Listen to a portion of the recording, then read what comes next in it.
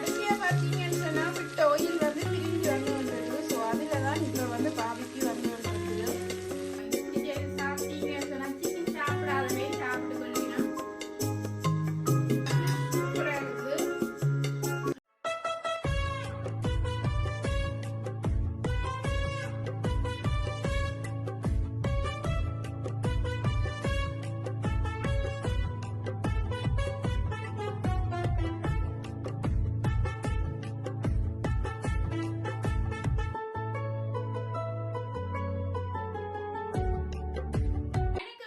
நான் காஜி யூகே தமிழ் புலக்கிலேருந்து நீங்கள் எல்லாரும் சூப்பரா இருப்பீங்கன்னு நம்புறேன். ஸோ நானும் வந்து நல்ல சூப்பரா இருக்கிறேன். ஸோ அந்த சூப்பரான நாளோட இன்னைக்கு பார்த்தீங்கன்னு சொன்னா சிக்கன் கொண்டு வச்சிருக்கிறேன். ஸோ இந்த சிக்கன் வந்து 750 கிராம் இருக்குது.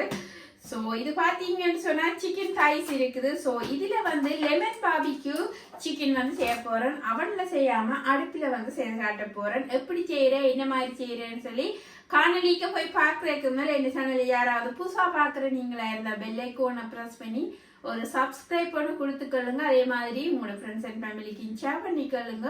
ஸோ இப்போ பார்த்துக்கொள்வோம் எப்படி இந்த லெமன் பாபிக்கு சிக்கனை நான் உங்களுக்கு செய்து காட்ட போறேன். சிக்கன் தாய் இருக்குது. ஸோ வந்து இதை வந்து முதல் கிளீன் பண்ணி எடுத்துக்கொள்ளணும். பார்த்தீங்கன்னு சொன்னா ஸ்கின்னோட இருக்குது. ஸோ இதை நான் வந்து ஸ்கின் எல்லாம் எடுத்து வடிவா வாஷ் பண்ணி எடுத்துட்டு முதல்ல கொண்டு வரேன். இப்படி வந்து வடிவா வாஷ் பண்ணி எடுக்கணும். சில பேர் ஸ்கின்னோடையும் வந்து குக் பண்ணி கொள்ளுவினோம்.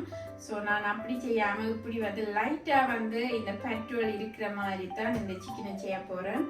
ஸோ இப்போ இதை வந்து கிளீன் பண்ணிக்கொள்வோம். ஈஸியா வந்து குயிக்கா பார்த்தீங்கன்னு சொன்னா இப்படி வந்து இதை பில் பண்ணி எடுக்கக்கூடியதா இருக்கும். இப்படியே ஒரு இதுதான் வருது ஸ்கின்.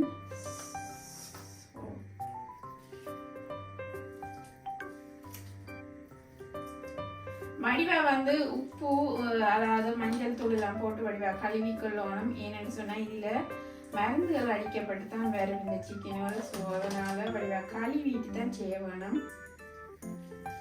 பார்த்தீங்கன்னு சொன்னா இப்படி எடுத்துட்டேன். சிக்கனை வடிவா கழுவி கொண்டு வச்சிருக்கிறேன். ஸோ அடுத்ததாக பார்த்தீங்கன்னு சொன்னா அதாவது உள்ளி இருக்குது. கார்லிக் வந்து போட்டுக்கொள்றேன். இப்படி வந்து நான் எத்தனை கார்லிக்னு சொல்லல கிட்டத்தட்ட ஒரு 25-30 கிராம் போட்டுக்கொள்றேன். ஒரு இஞ்சி போட்டுக்கொள்றேன். இது பார்த்தீங்கன்னு சொன்னா பச்சை மிளகாய் உரைப்புக்கு பச்சை மிளகாய் வந்து போட்டுக்கொள்றேன். ஒரு 7-8 பச்சை மிளகாய் வந்து போட்டுக்கொள்றேன். அத்துடன் பார்த்தீங்கன்னு சொன்னா மல்லி இலை வச்சிருக்கிறேன். ஸோ அதையும் வந்து இதுக்குள்ள போட்டுக்கொள்றேன். வடிவா கழுவிட்டு வச்சிருக்கிறேன். இது பார்த்தீங்கன்னு சொன்னா மிளகு போட்டுக்கொள்றேன். ஸோ இவைதான் உரைப்பாக இருக்க போறது. அத்துடன் பார்த்தீங்கன்னு சொன்னா மிளகும் போட்டுட்டு அத்துடன் வந்து யோகட் வந்து விட்டுக்கொள்றேன். யோகட் கிட்டத்தட்ட ஒரு 3-4 டேபிள் ஸ்பூன் அளவில் விட்டுக்கொள்ளுங்க. இப்ப பாத்தீங்கன்னு சொன்னா இவ்வளவு பொருட்களும் போட்டு அரைச்சு எடுத்துக்கொள்ளுவோம். லிக்விடாக வந்து அரைச்சு எடுத்துட்டேன், தண்ணி எதுவும் விடாமல். ஸோ இப்ப வந்து கழுவி வச்சிருக்கிற சிக்கனை வந்து இந்த போலுக்கு போட்டுக்கொள்றேன்.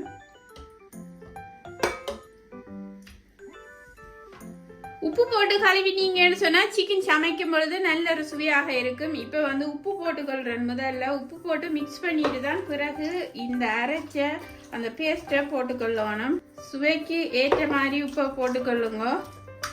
அத்துடன் பார்த்தீங்கன்னு சொன்னால் லெமன் ஜூஸும் விட்டுக்கொள்றேன். உப்பு லெமன் ஜூஸ் எல்லாம் போட்டு மிக்ஸ் பண்ணிட்டு அந்த சிக்கனை சேர்க்க தனி சுவையில இருக்கும் அந்த சிக்கன். ஒரு லெமன் எடுத்து அதை வந்து விட்டுக்கொள்றேன். சிக்கன் உப்பு அதாவது லெமன் ஜூஸ்ல வந்து மிக்ஸ் பண்ணப்பட்டிருக்கு.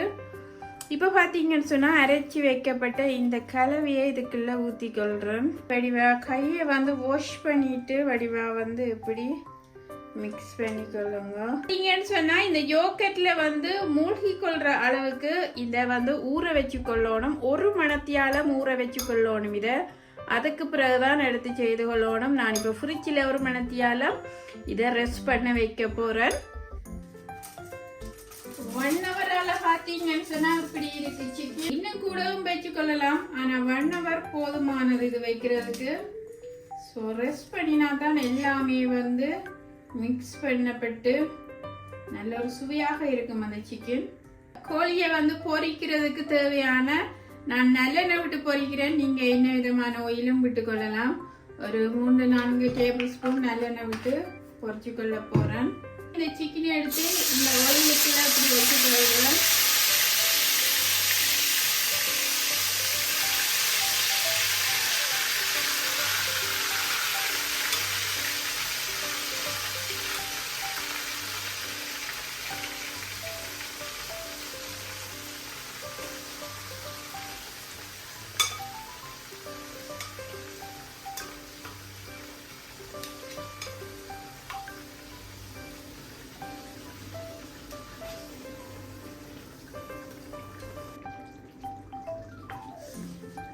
இப்போ மீடியா இருக்கிற இந்த லிக்விடையும் இதுக்குள்ள விட்டுக்கொள்றேன். ஸோ தண்ணி எதுவும் விடுறதில்ல. இவ்வளவு லிக்விட்லேயும் தான் இந்த சிமோக்கியாக இந்த பாபிக்கு வரப்போது. அடுப்பை லோ ஹீட்ல வச்சுக்கொண்டு நான் வந்து மூடி வச்சிருக்கிறேன். இதை நல்லா சிக்கன் இவ்வளவு இன்கிரீடியன்ஸ்லேயும் அவிஞ்சு கொள்ளும். இப்போ பார்த்தீங்கன்னு சொன்னா ஓப்பன் பண்ணி பார்த்துக்கொள்றேன். இப்போ பார்த்தீங்கன்னு சொன்னா சிக்கன் நன்றாக வந்து எல்லாம் சோஸ் எல்லாம் வத்தப்பட்டு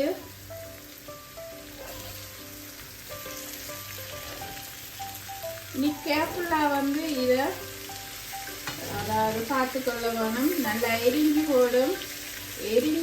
எரியாமலும் இருக்க வேணும். அப்புறம் பாபிக்யூ. ஸோ அடுப்பை நல்லா குறைச்சி இப்போ நான் வச்சுக்கொள்கிறேன். சோஸ் எல்லாம் நன்றாக வறுத்தி விட்டது.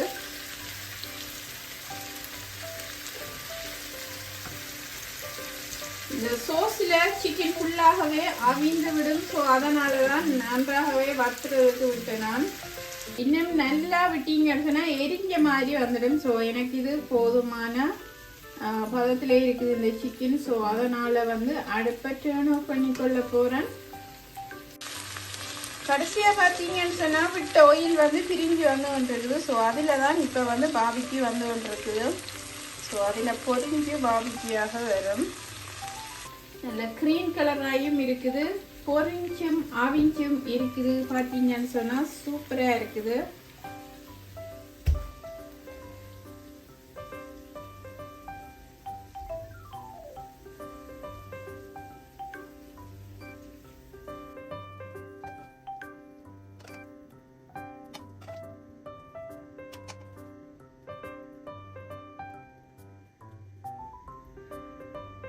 சிக்கனை எடுத்து வெட்டி காட்டுறேன் உங்களுக்கு நான்.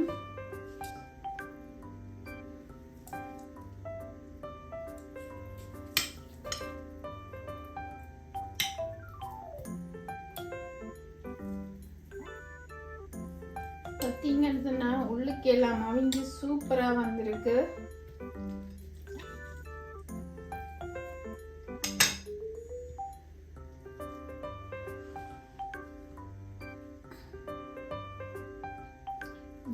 யம்மியா இருக்குது சிக்கன். மிக மிக சுவையான சிக்கன் வந்து அடுப்புல செய்து காட்டி இருக்கிறேன். அவன் தேவையில்லை, நீங்க வந்து வீட்டுல வந்து இப்படி செய்து கொள்ளலாம். அதே மாதிரி லெமன் போட்டு உப்பெல்லாம் போட்டு எல்லாமே பெர்ஃபெக்டா இருக்குது அந்த சுவை. ஸோ நீங்களும் வீட்டுல இதே மாதிரி செய்து பார்த்து உங்களோட ஃப்ரெண்ட்ஸ் அண்ட் ஃபேமிலிக்கு ஷேர் பண்ணிக்கொள்ளுங்க. அதே மாதிரி பெல் ஐகானை பிரஸ் பண்ணி ஒரு சப்ஸ்கிரைப் கொடுத்துக்கொள்ளுங்க. ஸோ இன்னும் ஒரு சூப்பரான ரெசிபியோட நான் உங்களை சந்திக்கிறேன். நன்றி, வணக்கம், பாய்.